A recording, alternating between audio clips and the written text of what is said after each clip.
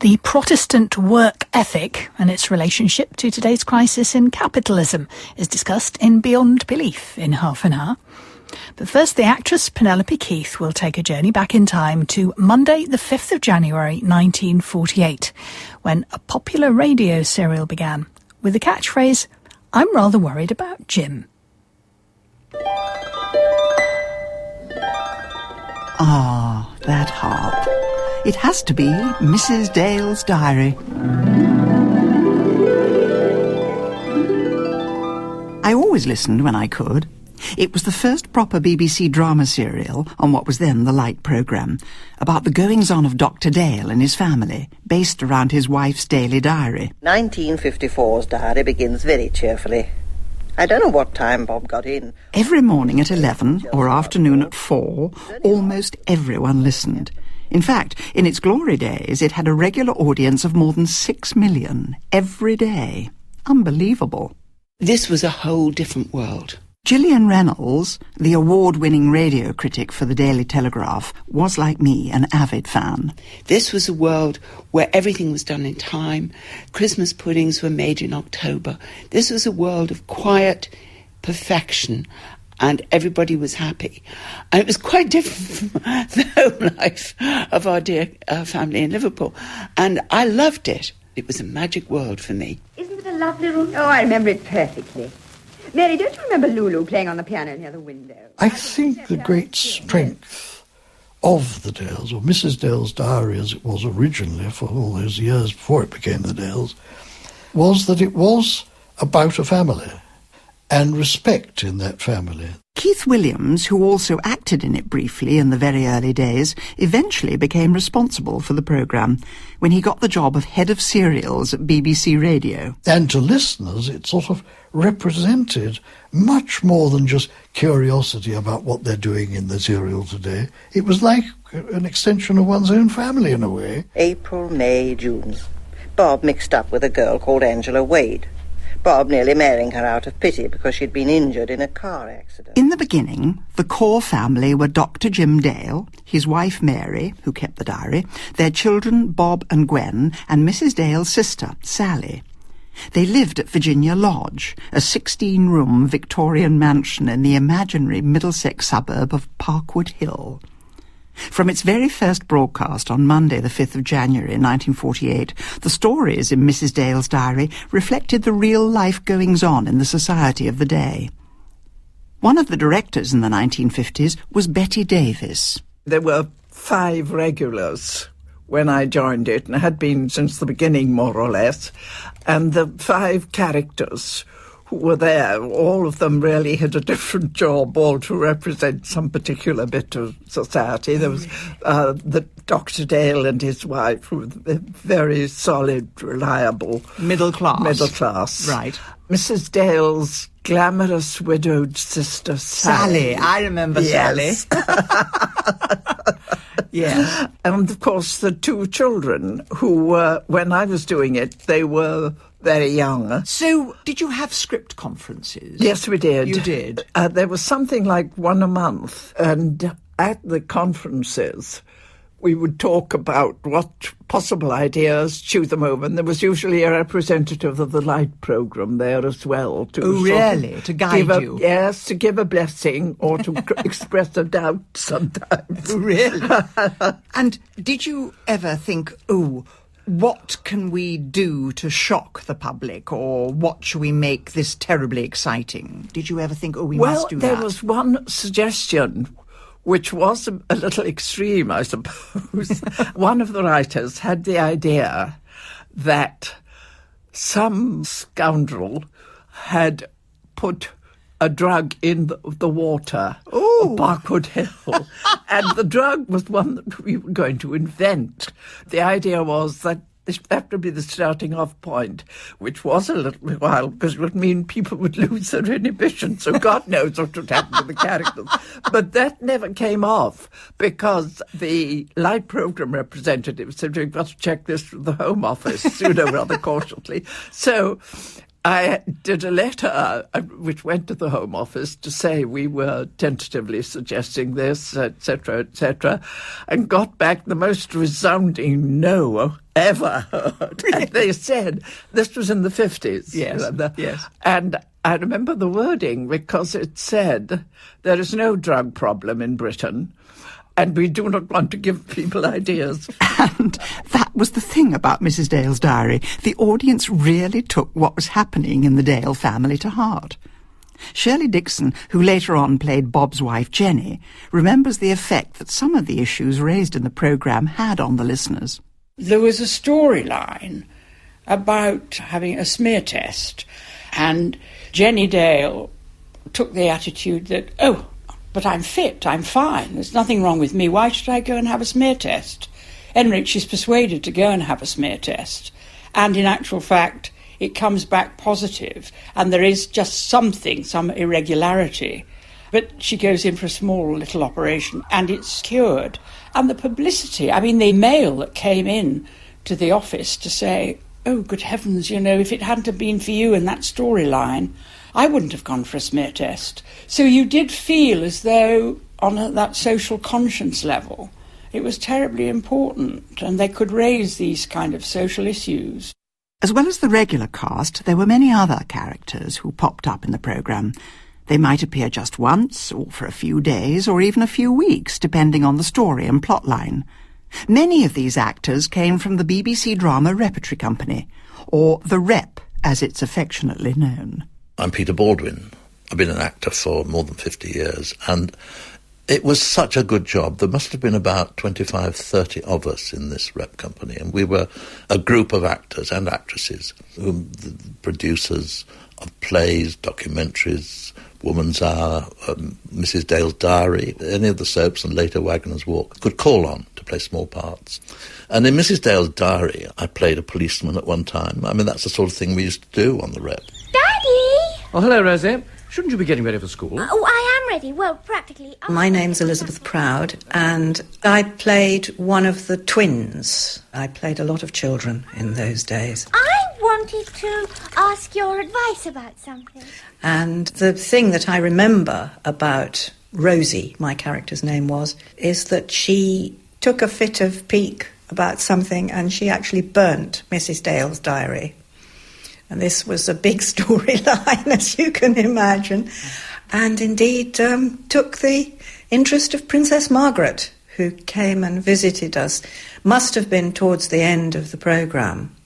And Princess Margaret, from across the room, looked straight at me and said, "Ah, the terrible Rosie, who's burnt the diaries." As well as Princess Margaret, the Queen Mother was also a keen listener, once famously declaring that Mrs. Dale's diary was the only way of knowing what went on in a middle-class family. Of course, sometimes the actors playing the major roles would change. People left to do other things, so auditions had to be held. For actors like Gordon Griffin, who played Mrs. Dale's grandson Billy, it was a dream job, if rather terrifying. I'll tell you why it was very special to be in the Dales. It wasn't just another job for me, because I came from the North East. I was a young Geordie lad who wanted to be an actor, and in the late 50s, it didn't happen. So I used to dash home from school and listen to the Dales, because this was a kind of fantasy world. These were people who lived in London, and they used to go on the underground, they used to go to the theatre, and Mrs. Dale's daughter-in-law was an actress. So this was a kind of daily fix that I had about a kind of fantasy world. So you knew all the stories? I didn't necessarily know all the stories. In fact, funnily enough, I can't remember the storylines, but I very much remember the characters. The characters were so strong. Yes. So when 12 years or so later, I was walking into the studio, and there they were. I mean, slightly different cast, but I was going to be part of this institution that was the Dales. It was very exciting. But, as in every family, it wasn't all sweetness and light. Behind the scenes there were sometimes personality clashes and coping with the idiosyncrasies of some of the cast.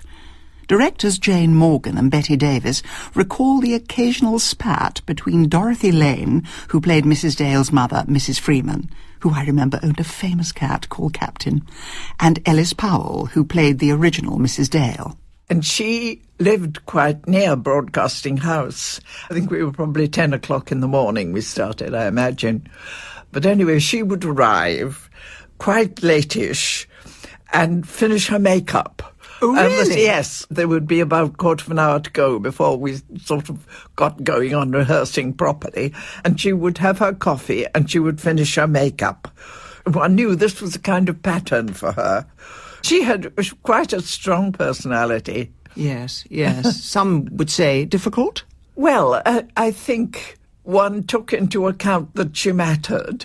I do remember it because Dorothy Lane, who played Mrs. Freeman, looked at Ellis Powell, who was applying her makeup liberally to her face, and made a very cutting comment about she couldn't understand why somebody who was as vain as Ellis Powell obviously was, would come in the morning looking as dreadful as she did and then put on her face in front of the entire cast.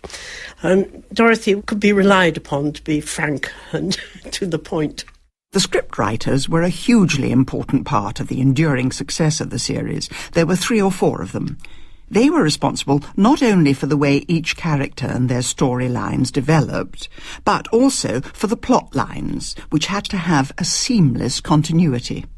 Scriptwriter Jill Hyem and director Martin Jenkins remember how vital it was to get that right. The script conference was really at the heart of it all. The actors weren't involved. The actors are not involved in that. That's very much the directorial team and the writers. So you come together and you try to look at all the characters because you've got a core of central characters who always have to have developing storylines, even though some of them provide a kind of stability in the middle. So Dr. Dale, although he would deal with issues, it was very unlikely that he would suddenly say, I'm going to commit suicide or do anything as dramatic as that. So there were people really at the centre of it, but round them you built the storylines, and you had to be very careful that suddenly characters were not taken away from what people were expecting. Yes, you could challenge expectations, but they shouldn't do something which was completely out of keeping. The audience would smell a rat if you started doing things like that, and would say that a storyline had simply been imposed on it rather than coming out naturally from the interaction of the characters. It was quite a business, I remember, because obviously you had to get the episode before from the writer who was writing before in good time, and then, you had to make sure that your episode went to the next one. So it was a sort of daisy chain of writers. And I think what they thought they wanted to achieve, which I think was quite right, was keep, what the audience liked about the Dales without it being so cosy, and to deal with some modern issues and hence the medical things. And so very sensibly they got a doctor, Dr. Wigg, who I think worked in Hampstead or somewhere. Anyway, he was a very distinguished, now retired, I think, doctor. And he was marvellous. He came to all our script conferences when we planned the stories for the next quarter. And we could ring him any time. And I really think we did do the stories some sort of justice. I think a very important one, and I got a feeling it was one of the first times this was actually mentioned, was postnatal depression. Jean Trend had a semi-permanent role as Lois Jackson, the wife of another doctor in Dr. Dale's practice. And that was my big storyline. And you suffered from it? In your character? In my character, yes. Really? And that was gone into quite a bit of depth. Oh, really? Which was, yes. Gosh, that's quite advanced, isn't it? I think it was, yes. And as always, the audience would respond to what was happening in the Dales, often getting the lines between what was real and what was fantasy mixed up. Aline Waits, who played Mrs. Dale's daughter Gwen, and Shirley Dixon, who was daughter-in-law Jenny, remembered just how seriously the listeners took everything they heard. Reaction to stories were quite extraordinary because my husband, David, was a naughty man and he had an affair. Ooh. And I still have some of the letters that people wrote, saying, you must forgive him and stop moaning. And others were saying, why don't you just hit him round the head?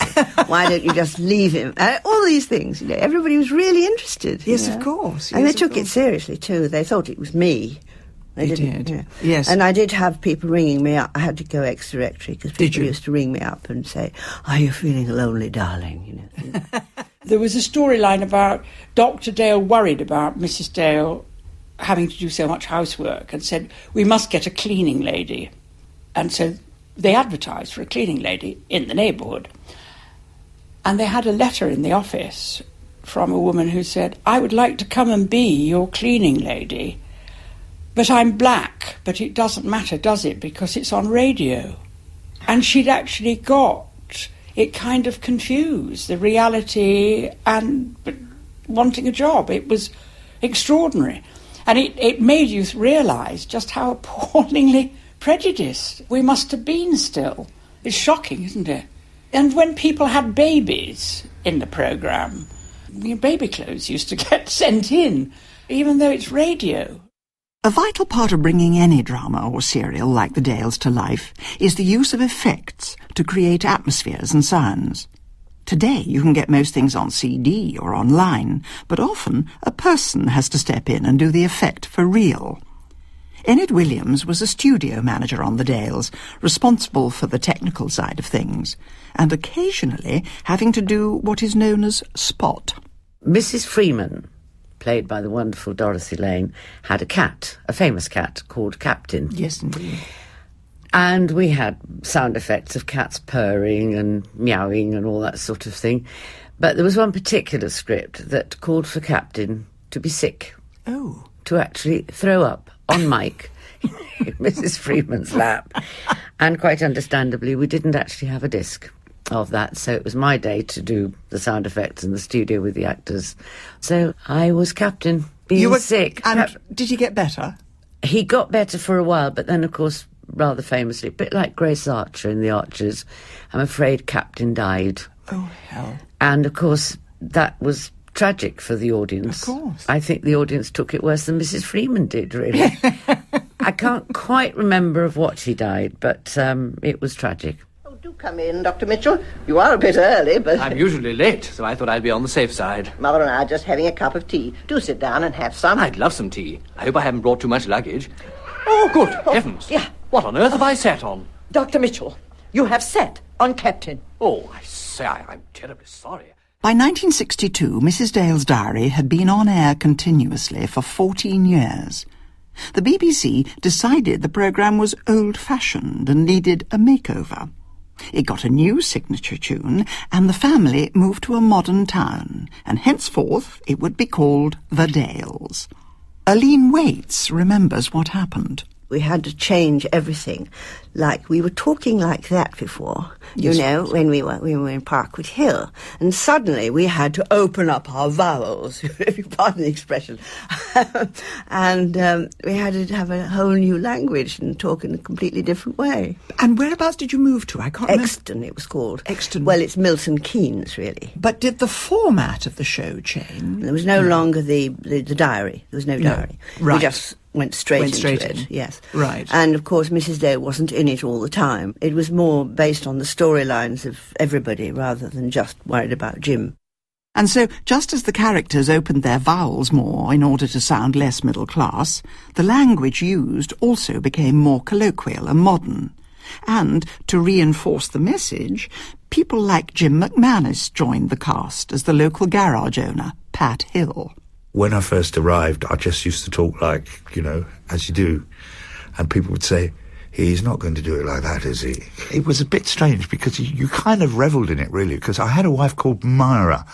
Myra had had a baby out of wedlock. With Pat Hill? Not with Pat Hill. Oh. Pat Hill was the same.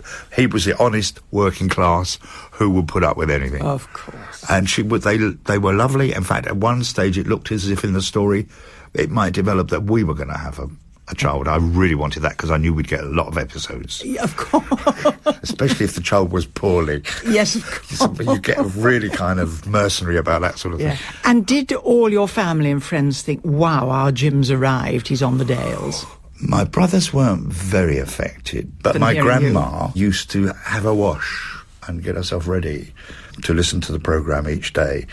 And in one episode when I was driving along in the garage van and there was a plank sticking out the back of the lorry in front of me.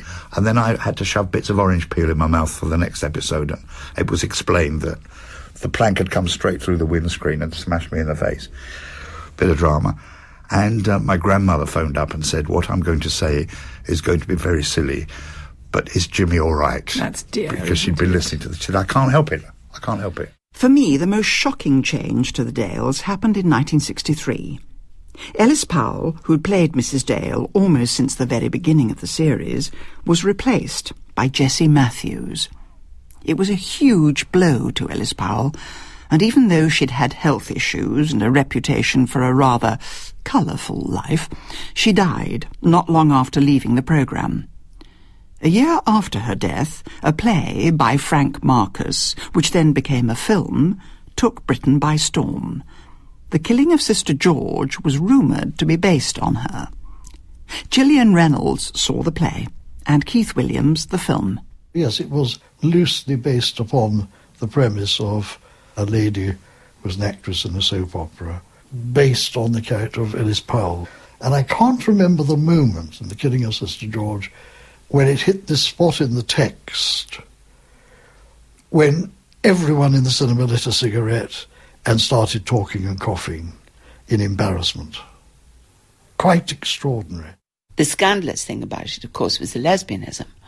It was the first time that had been discussed. It was the first open revelation of the possibility of relationships like this. And in a way, it's the story of the parallel lives of everybody who becomes a fictional personality, like Ellis Powell, and resembling Mrs. Dale's Diary. But I don't think of it as eclipsing Mrs. Dale's Diary. It lives alongside it in the great bookshelf of memory. Everything's in rhythm with my heart. By then, Jessie Matthews had been playing the part of Mrs. Dale for a couple of years. It had been a huge coup for the BBC to get such a superstar. Jessie had been a massive international film star in the 30s and 40s, famous for her sweet singing voice and her high kicks and dance routines. But after 3 disastrous marriages and a highly publicised court case over a love affair, she had retreated to the shadows. To be working alongside such a star made some people very nervous, like Andrew Sachs, who for a time was one of the directors. How long did you direct the Dales for? I guess about 3 months. And were you nervous of Jessie Matthews? Yeah, indeed, yes. Were you? It's a big star. I suppose as a director you couldn't really have a lot to contribute, could you? You're exactly right. Not being used to directing, certainly wouldn't direct Jessie Matthews. Because she knew what she was doing, and I was much too shy. And I had great respect for her. I met her later at her agent's home, I guess it was, her office, and she had invited a lot of people for her birthday, and she was sitting on a sort of throne. I mean, it was like that. You have to sort of practically bow down, you know. But very nice, and she was a real star in that she was the centre wherever she went. And the song I sing's in rhythm with my heart.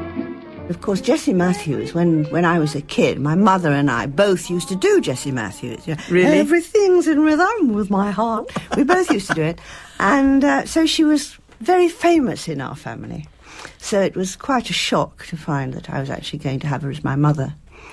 And was she very nervous when she first came in? I think she was a bit, yes, but she was so nice. Was she? She was lovely. Yeah. Really? Yeah, I really, really liked her a lot. And she treated us like members of the family. It was a new family for her, you know? We had a party at the BBC, and the BBC Club, and when we weren't working, we were waiting for the next scene, she would be sewing bugle beads and sequins on one of her many evening frocks that she'd had in earlier times. And she came dressed to this party in one of these sparkling dresses, and she got up and she sang a Beatles song, and a silence fell in the room, and everybody stopped what they were doing and listened to her. She was absolutely magical. She dances overhead on the ceiling near my bed. She had a very delicate quality, Jessie. I can still see her now. She was the most beautiful-looking woman, even latterly, towards the end of her life. And she sort of embodied Mrs. Dale with a kind of vulnerability and a very, very good balance with Charles Simon. The two of them actually worked remarkably well together. They worked superbly well. And they brought something into the studio. There was a charisma around these people. Oh, I'm so happy. First Gwen's engagement, now this, and so much else to look forward to. Yes. And to look forward to together, really. It wasn't long before the depression that Jessie Matthews had been suffering with for some time began to affect her work on the Dales.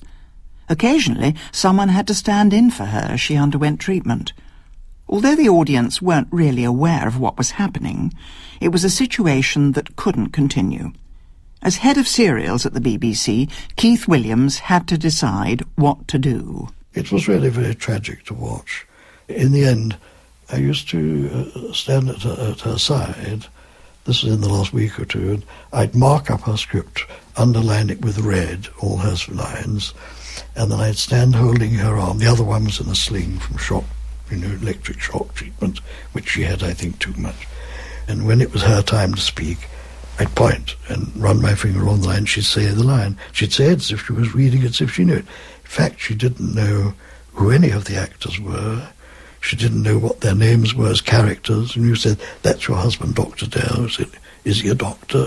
She didn't know them at all. And then I would take her out so that there was no embarrassing scene for the rest of the cast, And she was too ill to go on at all. I mean, it was quite impossible. The doctors said, "This mustn't go on." And so we had to stop. And so, on the 25th of April 1969, the final episode of The Dales was broadcast. Its ending caused public outrage. Letters were written to the BBC and the press, and a question was even asked about it being axed in the House of Commons. But the decision had been made. The next series, Waggoner's Walk, had been drafted, and even though the ending of The Dales came as a shock, perhaps it really was time to move on.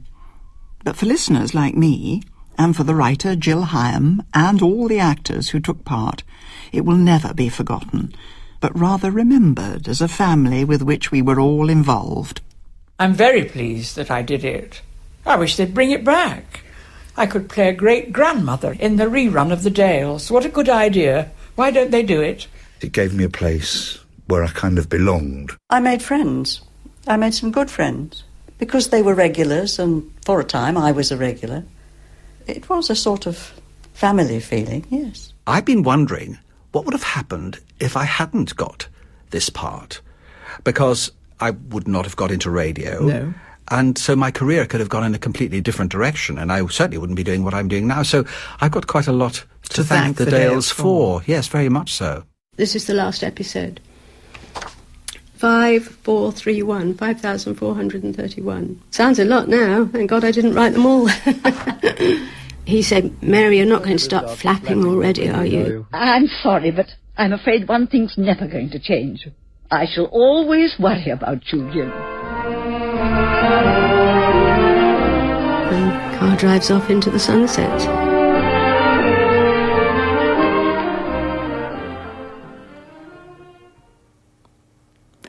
I'm Rather Worried About Jim was presented by Penelope Keith. It was produced by Angela Hind, and it was a peer production for BBC Radio 4.